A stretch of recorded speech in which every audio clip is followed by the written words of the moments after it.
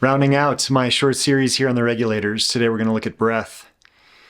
The third regulator is one that usually requires the other two to precede it. So we've got three regulators: structure, attention, and breath.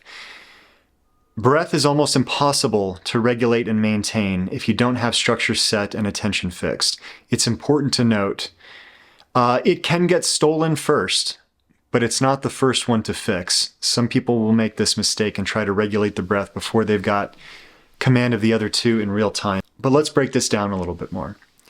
The first thing that happens under pressure when you start to deteriorate is that the breath will rise in the chest, it'll become more shallow, and you'll experience that fight or flight or freeze phenomenon.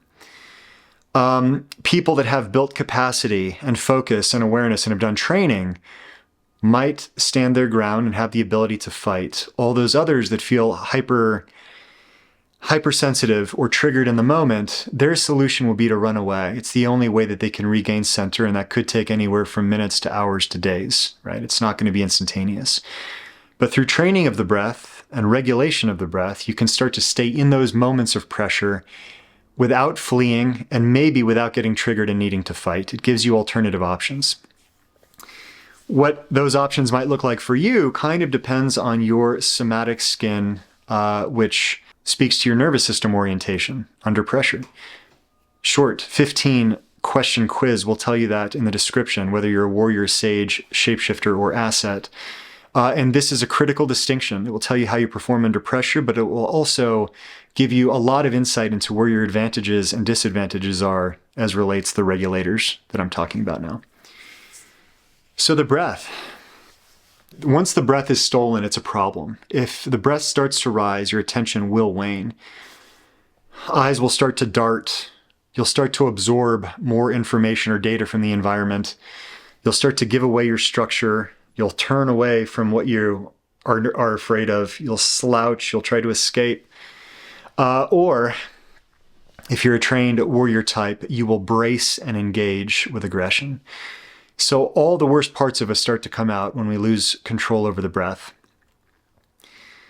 The breath is most effectively trained through slow, methodical repetition. We have a practice called slow breathing, and there are standards for this. We mention them in the book, The Somatic Skins, in the description below. But suffice it to say, most people that are untrained are in the 2-minute range. Once you start to train a little bit, you might get to 5 minutes for your 10 slowest total breaths. Advanced people I've worked with can get to 8 to 10 minutes without too much trouble for their 10 breaths.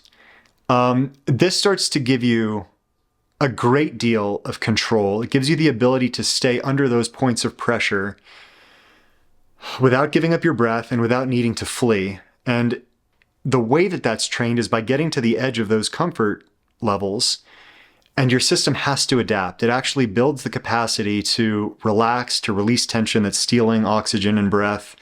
It gives you the ability to expand your lungs further, relax the muscles around the lungs more. And it allows you to tolerate higher levels of CO2 and become more oxygen efficient under pressure. It does a lot of important things. But key among them, the easiest way to understand this is the experience of more time when you're in moments of conflict. So let's say that there's a triggering moment or a high pressure or high tense moment. What often happens is that as soon as the breath rises, time starts to accelerate. We've all experienced this. And then the eyes start looking for a way out or start fixating on the danger, and then the structure collapse and so on and so forth. But when we can start to slow down and regulate the breath, it buys us more time to perceive what's happening in the moment. It can almost seem supernatural at first, and some people talk about time dilation and entering the flux in a very different way. But effectively, it feels like time is sustainably slow. You can perceive more, feel more, process more in the time that otherwise would be spent trying to escape.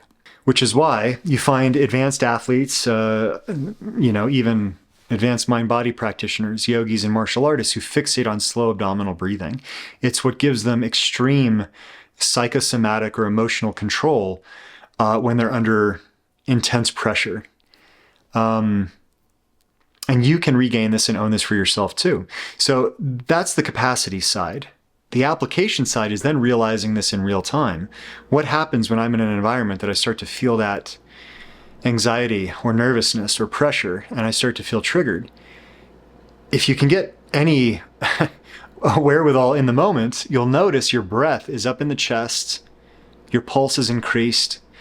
And as soon as you start to notice that set in, if you have no training, you may be able to just sit with it for a few moments, but eventually you're going to need to escape. If you have training, you'll be able to regulate that if you start to realize that you're already in it. But you'll notice you stop entering those same states of reactivity. You're actually able to enter these environments, sustain that awareness that you entered it with, and you retain all the options you would under calm, conscientious scenarios. So that's a really empowering state, and it should seem to everybody that is interested in those kinds of things, gaining personal mental and emotional control under pressure, it's kind of critical.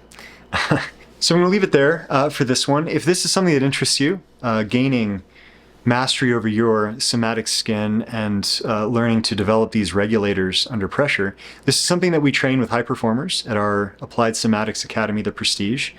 We have incredible events, each designed to essentially simulate a new world or environment that requires nervous system adaptation in a way that you can experience all the good juicy bits of yourself under pressure and in a variety of ways, along with coaching circles and an incredible community.